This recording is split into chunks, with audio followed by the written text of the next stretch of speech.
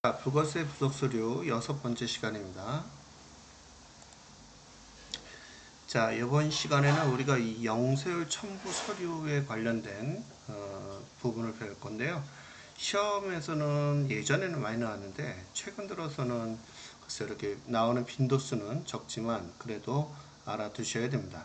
자, 우리가 이 영세율에 대해서 입력을 할 때는 직접 수출은 16 수출로 입력을 했고, 그 다음에 간접 수출은 12영세로 해서 입력했던 기억이 있을 것입니다.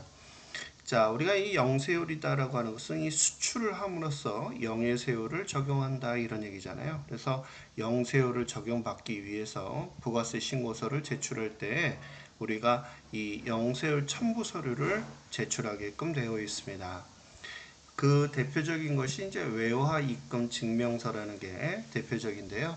자, 일단 들어가는 순서는 부가가치 탭에서 부속 명세서의 영세율 첨부 서류 제출 명세서에서 일단 우리가 뭐 일기 예정이다 또 일기 확정이다 라고 하게 되면 해당하는 기간을 설정을 하고 들어가시면 됩니다. 자, 먼저 볼게요. 일기 확정이니까 일단 영세율 첨부 서류 작성하는 거죠. 자, 우리은행에서 우리가 발급 받았고 그 다음에 16 수출 유형으로 해서 자 하는데 회계 처리는 생략을 한다라고 나와 있어요. 자, 일단 16 수출이니까 뭐예요? 직접 수출하겠다 이런 얘기가 되는 거죠. 자, 입금 일자가 5월 25일이고 그 다음에 발급한 날짜가 6월 30일.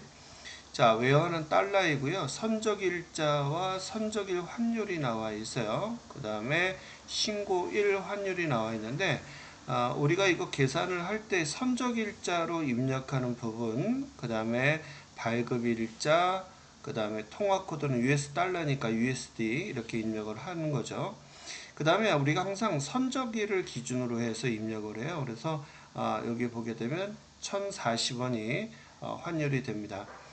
자, 그럼 이제 우리가 영세율 첨부 서류에 들어가서 입력을 할 건데요. 먼저 4월서부터 6월 일기 확정을 선택을 하시고 여기 서류명에다가 외화 입금 증명 이렇게 들어가시고 나서 자, 일단 발급자가 우리은행이죠. 자, 이렇게 하고 발급 일자 6월 30날 입력을 하시고 그 다음에 선적일자는 아까 5월 25일 그 다음에 US 달러 하고요. 외화는 $10,000였었죠.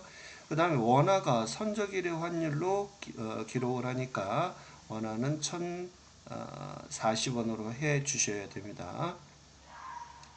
자, 그럼 이제 외화하고 이렇게 입력을 하고 그 다음에 수출 그 다음에 여기 보면 중개무역 방식으로 처리한다라고 했으니까 중개무역 이렇게 하고 위탁매입 이런 식으로 입력을 하시고 저장을 하시면 되겠습니다.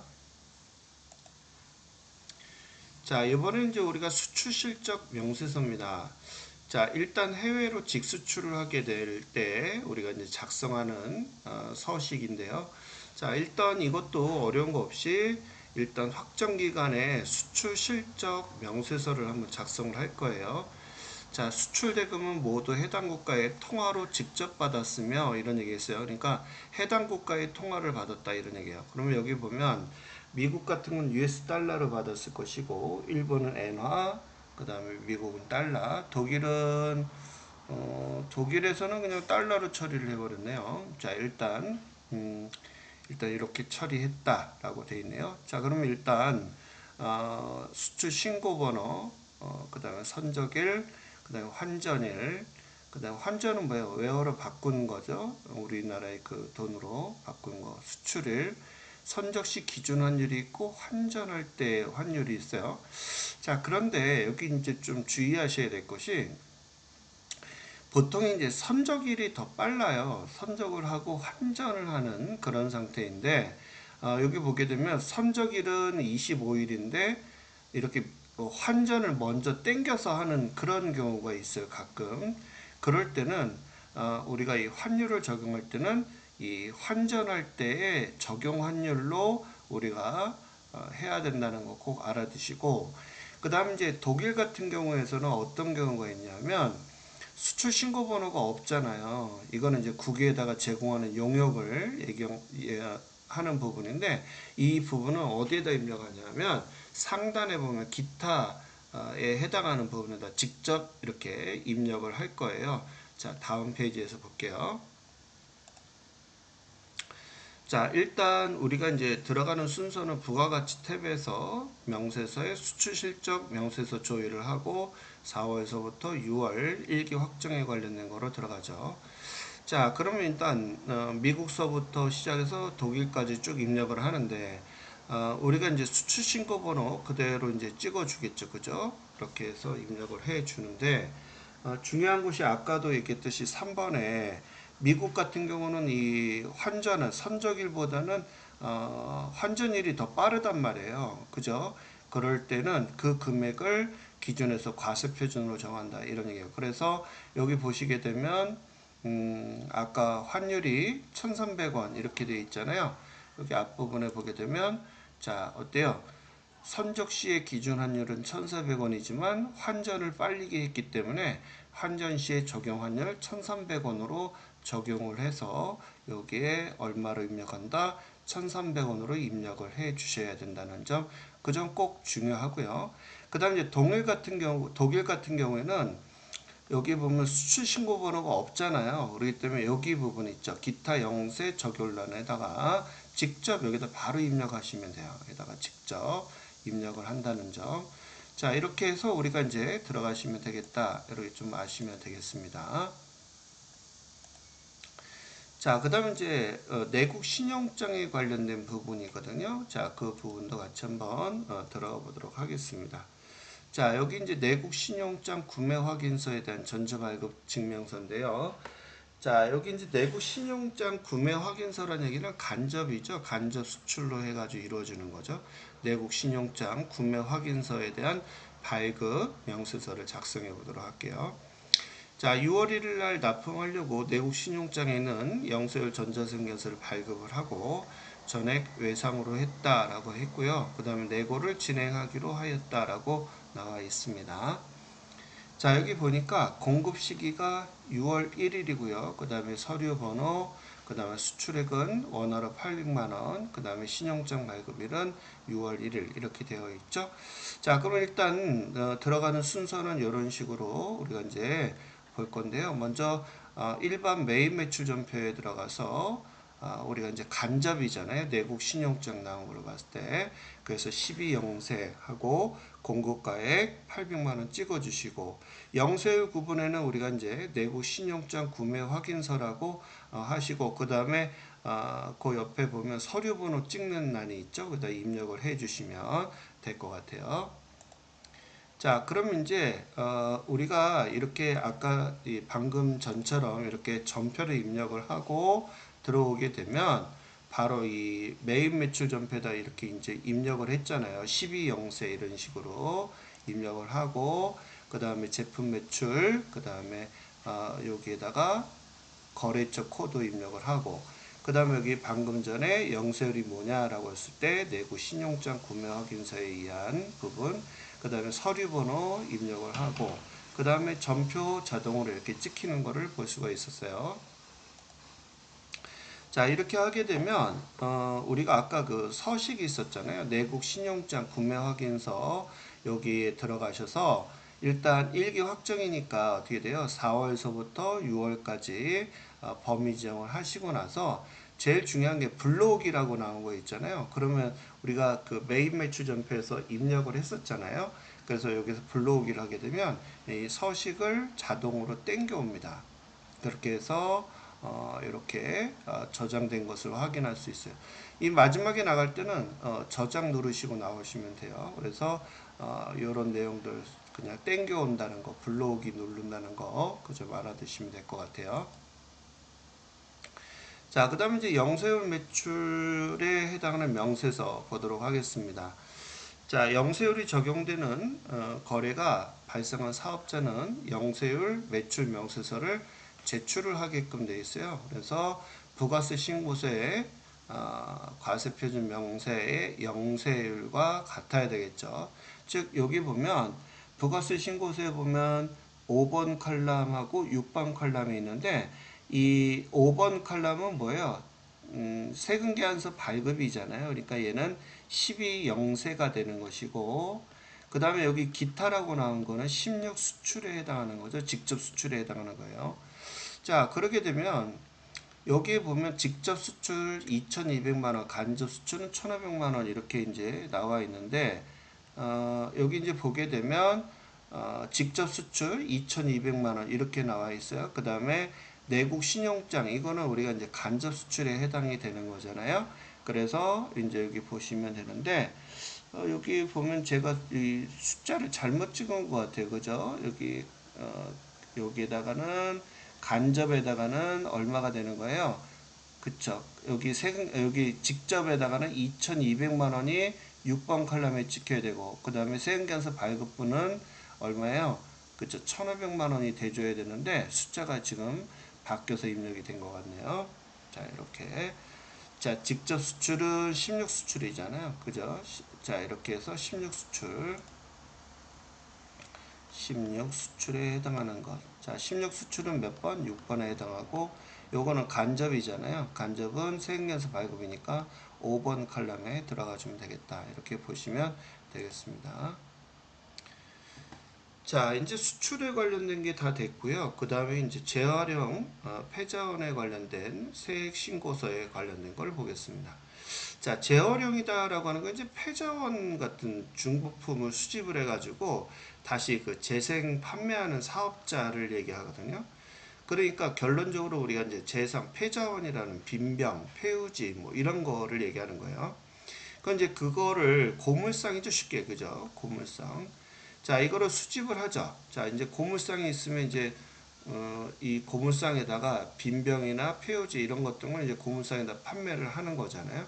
그럼 이들로부터 어떻게 돼요? 사업자, 고물상의 사업자는 이 부분을 이제 구매를 하는 거죠. 그죠? 재활용을. 그런데 이 사람들한테 어떻게 돼요? 세금 계산서를 주지 발행하지 않고 또 우리가 서로 거래하지 않잖아요. 그래서 부가세를 부담하지 않은 경우죠. 그죠? 그래서 그 일정률에 대해서 이 사업자는 부가세 부분이라든지 이런 부분을 매입할 때도 세금계산서에 그 부가세를 내지 않고, 근데 매출할 때 내게 되면 엄청나게 많은 세금을 내야 되는 그런 불합리한 점이 있잖아요. 그래서 폐자원에 대해서 비록 매입할 때에 부가세 10%는 내지 않았지만 폐자원일 때는 103분의 3, 또 중고자동차일 때는 110분의 10만큼을 매입세액으로 간주해서 우리가 매출세액에서 공제를 해주고 있습니다. 그러니까 결론적으로 매입세액을 납부하지 않았는데도 해준다. 근데 이게 다 누구나 다 해주는 거 아니냐. 그런 게 아니라 고물상이라서 다 되는 게 아니에요. 여기 보면 사업자가 부가가치세 일반 과세자가 아닌 자라고 나와 있습니다. 그러니까 일반 과세자는 안 된다는 거예요. 그 이상도 안 된다는 거죠. 그럼 뭐라는 거예요? 간이과세자다 이런 얘기잖아요. 그죠? 그러니까 영세한 사람들한테 이런 부분이 사실 영세하잖아요. 그 고물상들 이런 부분이. 그래서 이런 부분에 대해서 재활용 폐자원 세액 공제를 해주겠다 이런 얘기예요. 그래서 세금 계산서를 교부할 수 없는 자로부터 수집하는 경우에만 적용이 된다는 점 알아두시고, 재활용 폐자원일 때는 103분의 3, 또 중고자동차일 때는 110분의 10이라는 거 알아두시고, 공제한도는 공제가액의 80% 이렇게 들어갑니다. 자, 일단 우리가 회계 처리를 하게 되면 부가세 부분에 대해서 공제를 받으려면 우리가 보통이 이러잖아요. 상품 10,000원 이러면 부가세 대급금 1,000원 이렇게 해야지만 매입세 공제를 받듯이 일단 내가 매입세액은 내지 않더라도 차변에 부가세 대급금하고 이 공제받는 것만큼을 어디에서 원재료에서 우리가 차감을 한다는 거. 대신 적요란에 적요 8번 반드시 입력하셔야 됩니다. 자, 그러면 이제 직접 한번 실제로 시험 문제 한번 같이 한번 보도록 할게요. 자, 이 재활용 폐자원에 대한 세액공제 신고서는 시험에서도 많이 나오는 문제예요. 그러니까 꼭 알아두셔야 되는데, 자, 먼저 일기 확정 기간이라고 그랬어요. 그러니까 4월서부터 6월이 되겠죠. 그죠? 자, 매입과 관련된 전표 입력은 생략을 하고, 그 다음에 예정 신고 기간 중에 재활용 폐자원에 대한 신고 내역은 없었다. 이렇게 했어요. 그러니까, 예정 신고 때 신고한 게 없었다는 얘기예요. 자, 그럼 계산서로 매입을 했고요. 그 다음에 플랫 기업으로부터 465만 원만큼의 고초를 갖다가 내가 뭐 한 거예요? 매입한 거가 되는 거네요. 그죠? 자, 원재료에서 차감을 하라 했고요. 자, 매입액은 이렇게 나와 있어요. 세금계산서 부분에 대해서 3,300만 원에 대해서 매입 공고가액이 있고, 매출에 관련된 게 예정과 확정 부분에 관련된 내용이 나오죠. 자, 그럼 우리 서식 어떻게 작성하는가 볼게요. 일단 부가가치 탭에 들어가서 부속 명세서에 재활용 폐자원 세액공제 신고서에 일단 일기 확정이니까요. 4월서부터 6월까지의 탭을 이렇게 선택을 해 주셔야 되겠죠. 그러면 일기 확정 자동으로 찍혀주고, 자, 일단 프렛기업이라고 그랬고, 그 다음에 사업자 등록, 그 다음에 거래 구분에는 계산서였잖아요. 그 다음에 거래 구분 코드를 F2를 누르게 되거나 하게 되면 뭘로 이거를 처리할 거냐라고 했을 때 재활용 폐자원이라고 선택하시고, 그 다음에 고철, 수량, 그 다음에 금액 입력을 하시면, 자, 공제료는 아까 우리가 103분의 3이라 이렇게 나와 있잖아요. 그러니까 입력을 하면 얘가 자동으로 계산이 됩니다. 자, 그러면 일단 여기 하단부에 일단 이게 중요한 건데, 매출액 입력할 때요. 아까 예정분이 있었고 확정분이 있었잖아요. 방금 우리 문제상에서 보면 매출액에 보면 예정과 확정분이 있었던 게 있었어요. 자, 여기다가 금액 그대로 입력하셔야 돼요. 자, 입력하시고, 그쵸? 입력하셨어요. 그 다음에 이제 두 번째로 와가지고 여기 이제 엔터 찍게 되면 여기 매입액이 나오거든요. 그럼 아까 매입액이 예정하고 확정액 두 개 더하니까 예정하고 확정액이 더하니까 3,300만 원 나왔었죠. 그죠? 그리고 이거는 우리가 계산서를 매입한 거고 이건 세금 계산서예요. 그래서 여기 보면 세금 계산서로 입력한 자 매입한 금액 3,300만 원 입력하시고 영수증이나 계산서 입력한 거 465만 원 있었죠. 자 이렇게 다 입력을 하게 되면 자동으로 이제 찍히게 되겠죠. 465만 원에 103분의 3 하니까 공제 받는 금액이 얼마냐? 13만 5,435원만큼을 매입세액을 공제받는다. 이렇게 보시면 돼요. 그러면 일단 우리가 예정 신고할 때 아까 공제받은 금액이 없었잖아요. 만약에 예정 신고할 때 공제받은 금액이 있었으면 여기다 입력을 해 주셔야 되고요. 그럼 이 금액은 작아지겠죠. 그죠? 근데 이제 예정 신고 공제받은 금액이 없었으니까 그대로 13만 5,436원이 되겠습니다. 자, 그러면 이제 부가세 신고서에 들어가서 일단 4월서부터 6월 선택하시고, 자, 여기 재활용 폐자원 매입세액 신고서에다가 아까 우리가 여기가 공고가액이 있었잖아요. 465만 원. 이거에 대해서 내가 매입세액 공제받는 거. 원래는 이게 10%면 46만 5천 원만큼을 매입세액을 냈었을 거예요. 근데 매입세액을 안 내고 나서도 13만 5,436원만큼을 공제받는 거잖아요. 매입세액으로. 그쵸? 그래서 입력을 해 주시게 되면 얘가 자동으로 이렇게 땡겨와요. 이쪽으로. 이렇게 해서 서식을 작성하시고 저장 누르시고 나오시면 됩니다. 자, 그러면 이제 우리 요 부분에 관련된 거, 자, 이제 또 우리가 입력을 해 줘야 되겠죠. 그죠? 자, 일단 아까도 얘기했듯이 차변의 부가세 대급금 이렇게 입력을 하시고 13만 5,436원 하고 원재료 하시고 적요란 몇 번? 8번 이렇게 입력을 해 주셔야 되겠죠. 자, 적요 8번 이렇게 입력을 하시면 되겠어요. 자, 여기 8번 입력을 해주시고 매입세 공제받는 것만큼 부가세, 대급금, 그 다음에 원재료에서 차감을 해준다는 거 알아두시면 되겠습니다. 자, 다음 두 번째 문제도 볼까요? 자, 이기 확정에 관련된 거죠. 패자원 공제신고서와 부가세 신고서 두 개 작성하는 거죠. 그죠? 자, 여기 보니까 재활용 폐자원에 대한 세액공제, 여기 보면 12월 31일자로 일반 전폐 입력을 해 주시고, 아까 우리가 부가세 대급금하고 원재료 저격 8번 방금 전에 입력했던 거 있었잖아요. 자, 이것도 하라. 그러니까 세 가지를 하는 거예요. 첫 번째는 폐자원 신고서 입력해 주고, 두 번째는 부가세, 그 다음에 일반 전표. 자, 매출액에 대해서는 예정 신고 때는 1억 5천, 그 다음에 이기 확정 때는 2억 5천 이렇게 나와 있네요. 자, 비사업자인 농민에게 매입을 했다 이렇게 나와 있어요. 보니까 고철, 폐지, 재활용이죠. 전부 다 해당이 되는 거예요. 자, 그러면 한번 같이 입력을 해보도록 하겠습니다. 자, 일단은 그 서식란에 들어와야 되겠죠. 그래서 일단 이거 다 들어가는데, 자, 일단 요 부분 먼저 첫 번째 메인 매출 전표에 입력을 한번 해보도록 할게요. 자, 일단 면세면서 건별이잖아요. 그죠? 면세, 그죠? 건별. 우리가 계산서 발행 안 했잖아요. 그죠? 면세면서 건별. 자, 여기 수량, 그 다음에 공급가액, 하고요. 거래처 입력하시고, 자, 현금으로 구매했으니까 분계란에는 현금. 자, 이렇게 해서 우리가 이 네 가지 다 입력을 하셔야 돼요. 원재료, 이렇게 출금으로, 일단 원재료로 일단은 해줘야 되겠죠. 그 다음에 이제 제일 중요한 게 적요란에다가 7번 재활용 폐자원 매입세 신고서, 이게 가장 중요해요. 여기다 7번 재활용 매입자원 그 세액공제 신고서를 눌러주게 되면 서식으로 자동으로 땡겨오거든요. 그러니까 우리가 작성을 안 해도 얘가 서식으로 땡겨오기 때문에 요거 반드시 입력한다는 거 알아두셔야 돼요.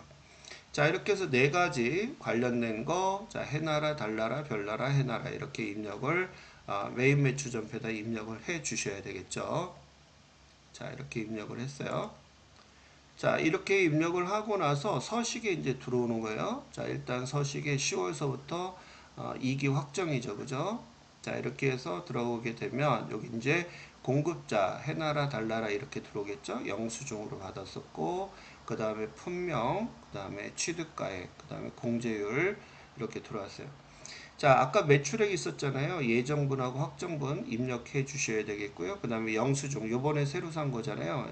561만원 입력을 해 주시게 되면 자동으로 되고요. 자, 여기 보면 26만 7,142원이 매입세 공제받는 거죠. 의제 매입세액으로 공제받는 금액이다. 이렇게 보시면 돼요. 이때 예정신고에 공제받은 금액이 있으면 여기다 입력을 해 줘야 되고요. 이 금액은 작아진다라고 했어요. 자, 그러면 이제 일단 부가세 신고서서부터 작성해봐요. 여기다 입력을 해야지만 이쪽으로 땡겨온다고 그랬었죠. 자, 재활용 매입세 공제에다가 일단 26만 7,142원 하고요. 그 다음에 공급가액 있었죠. 아까 요번에 새로 산 게 얼마예요? 이게 공급가액이잖아요. 이게. 그죠? 여기 얘가 공급가액이고 얘가 세액이 되는 거예요. 자, 이렇게 해서 여기다 공급가액과 세액을 입력을 하게 되면, 자, 우리 바로 이쪽으로 땡겨오죠. 자, 그러면 이만큼을 매입세 공제를 받는다는 거 알아두시기 바랍니다. 자, 우리가 전표 입력할 때는 어떻게 돼요? 매입세 공제를 받는 거니까 차변에 부가세 대급금 하고요. 그 다음에 원재료 저격 8번 이렇게 해서 해줘야지만 매입세 공제를 받을 수 있다라고 했습니다. 자, 이제 재활용에 관련된 건 이제 끝났고요. 그 다음에 이제 건물 등 감가상각에 대한 취득명세서에 관련된 거를 보도록 합니다. 자, 이것도 이제 시험에서는 그렇게 크게 자주 나오는 그런 문제는 아닌데요.